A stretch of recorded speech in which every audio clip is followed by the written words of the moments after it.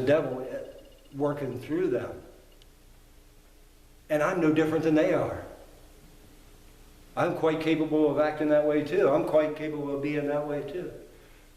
But whenever little things come up, people get their hackles up, they get their mind full of that little thing, which robs them of what God wants to do, what God wants to be in them.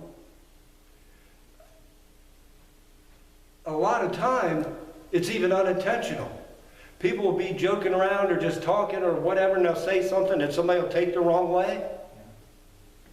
And then they don't want nothing to do with that person anymore. And you know what? I don't know if I want to come to this church anymore. As Brad said, my nose was big. I don't know if I want to come back here. That's silly. We do that. That's what people do. Those are our giants. That's right. And they're big in our minds. And they rob us of the joy of God. They rob us of the blessings of God. They rob us of the fellowship of our brothers and our sisters. They rob us of the work that God wants to do in our lives. They rob us of entering into those places that God wants us to enter into. It's time. What did Jesus do when they talked about him?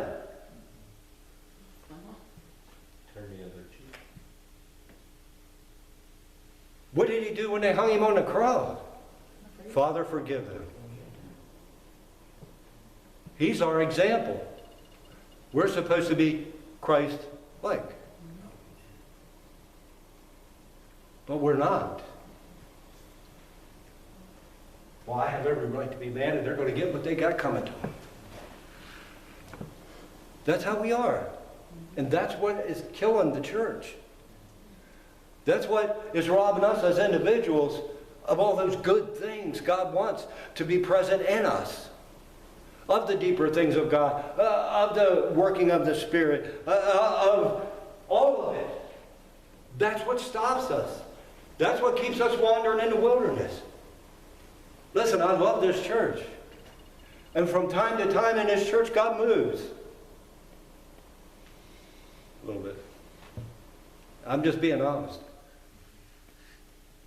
But in the wilderness, God moved a little bit. He fed them, gave them water, made sure their clothes didn't wear out. He was there. He didn't abandon them. But it wasn't the same as being in the promised land. We can continue like this, wandering around in the wilderness.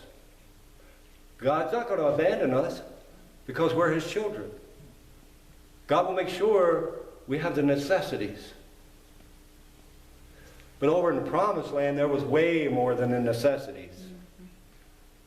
There was fruit so big it took 2 people to carry it.